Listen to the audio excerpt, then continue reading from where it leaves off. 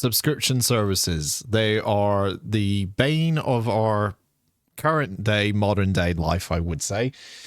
It's very rare nowadays that you can kind of go around or be engaged with modern life without having a subscription service to something. For some people, for most people, they are the worst thing to ever grace any kind of, I don't know, digital product most of the time. I made the move from subscription services when I finally said goodbye to Adobe Creative Cloud, which was always going to charge me a certain amount, quite a lot amount a month, and moved over to DaVinci Resolve for all my video editing, which is a one-off price, which I never have to worry about paying again once I pay a one-off price. I like not having to pay monthly for things, especially because everything seems to be monthly.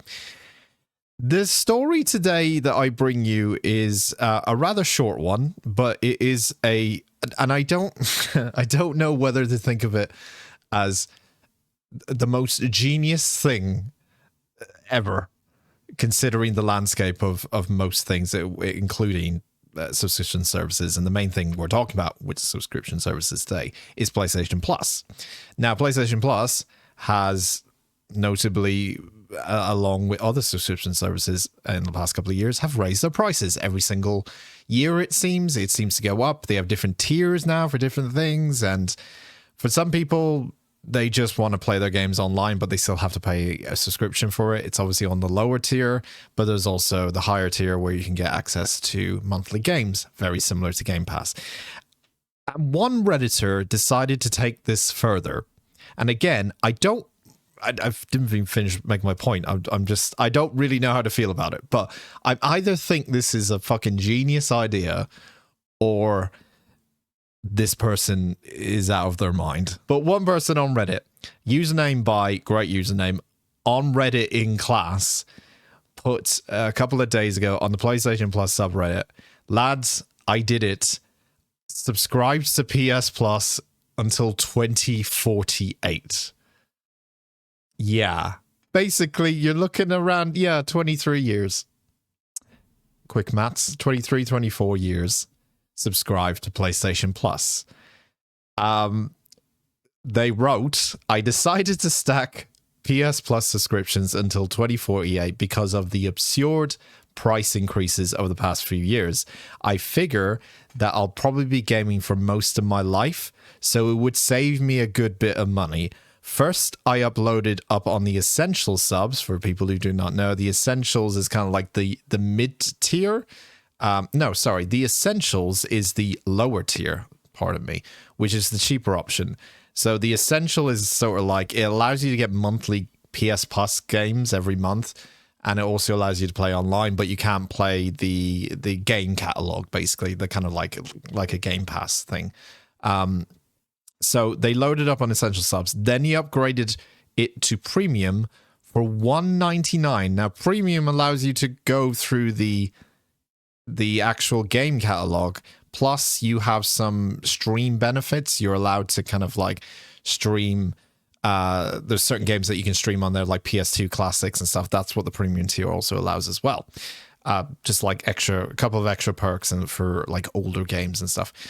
Just wanted to share, as I figure you guys would get a kick out of it. And boy, oh boy, did people get a kick out of this, because half of them were a bit bewildered and half of them thought, you know what? That's kind of a genius move right there. So there is screenshots to prove this. The first screenshot is showing the actual next payment date being the 6th of the 7th, 2048. Next payment's actually $159. And make sure you turn that auto renew off. I mean, you're probably not going to fucking even remember when the next payment comes up at this rate. Like, it'll be one of those things where you'll check your account in 2048. God forbid you're still alive and all is well and everything's okay with the world, but you'll probably check your account like randomly on that day and be like, why have I been billed $159? Which in that money, in that $159 is obviously going to be most likely worth a lot less than it is currently, just because of inflation and how things go. Because it's over 20 years later. Like, It's a long fucking time. But they have the receipts to prove it.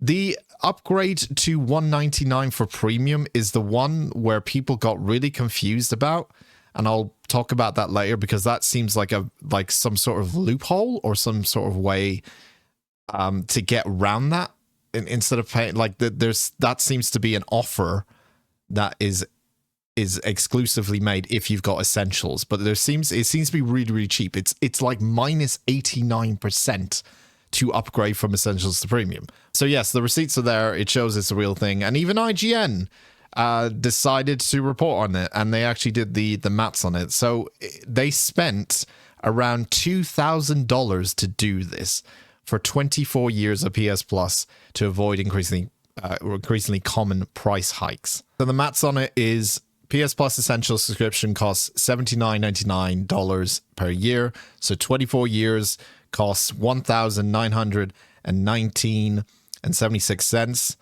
Then Sony was kind enough to offer the player an 89% discount to upgrade to premium subscription in a bizarre loophole. So obviously Sony maybe would have thought about this secondly, but like they probably didn't realize that like the loophole itself, obviously they're expecting people to maybe upgrade it a year, maybe 2, maybe 3, like someone buying 5 years of PS Plus up front is kind of rare, like that far in advance, but I'm sure there are people that do it. So they wanted to offer, they have obviously put this offer in thinking like, oh, it's only going to be like a couple of years, or maybe like a couple of years or at maximum that people will be able to use this offer. So you might as well give them like an 89% discount. I don't think they were planning on 24 years worth of upfront payments and then to offer him or her or them a 89% discount to upgrade to premium.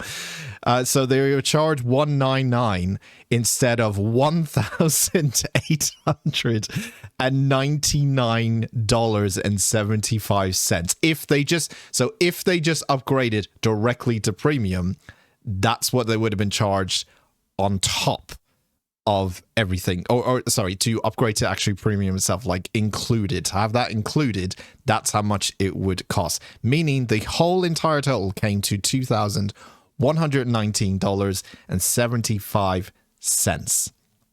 That's a big saving. It is a big saving. At the end of the day, no matter what you think about this, they are making a saving on this, considering not only price hikes in the future, they're kind of like buying it now. It's like a stock market. Gamers have had to evolve now to be like almost like stockbrokers in a way. He's investing now, or they're investing now to avoid the price hikes. So they're buying at the dip, the lowest price it could be, because they know those stocks are going to go up as time goes on. You know, it just seems like that's the trend. It's going to happen. But also, they've also got the discount on that, but they've also got the discount on the loophole of 89% discount to upgrade to premium. So they've saved themselves actually quite a lot of money. This is why I don't know whether this is genius, or why would you fork out over £2,000 or $2,000, sorry, on this? Like, let's look at like the variables. What could change? Will Sony still be in business by that time? Probably. Okay, they've been around for over 20 years. I'm sure they're going to be around for 20 years. Okay, unless some sort of catastrophe happens, or console gaming changes completely, but I think this is the second question: is PS Plus going to be around for that long? That's where I'm kind of like, I don't know, but I assume there's going to be a version of it, and even if it's not around that long, they would have to compensate people who've bought the subscription in advance, I would assume. If they were to change anything about it or like get rid of things, they would have to consider people have maybe put upfront payments down. Maybe not to this degree, but that's still a thing, right? And thirdly, are you still going to be playing games in 24 years? Are you still going to, and are you still going to be satisfied with what they put out on PS Plus, like as a whole? And I'm sure like this really does depend on the type of person you are. If you're someone that doesn't really like buy games as much and you just kind of play what's on Game Pass or what's on PS Plus, see what's there, try them out, and you just like to try new things or like to try things that you maybe you wouldn't necessarily buy like at a full price, then sure, go for it. I see that as potentially down the line when we talk about this in maybe 24 years time, by God, what a good deal it was. Or we kind of go, well, they haven't been putting out a lot for the last, I don't know, 20 years or 15 years and it hasn't been a good catalog. This is, again, it's either genius or it's kind of a dumb decision. But hey, if the person's happy about doing this and they have no regrets about it, maybe they did have a little bit of regrets hitting the complete payment button as they put this through. Either way, they kind of got a win over on Sony. They probably have a win over on Sony in the future. They got a win over Sony with the discount. And hey, they get to play games for the next 24 years as long as PS Plus and PlayStation is still a thing by then. Commitment. And I appreciate the commitment to the loophole and commitment to buying your stocks low before the inevitable increasing prices that we're probably all going to experience. But this person is not going to do that. They're going to cash in now.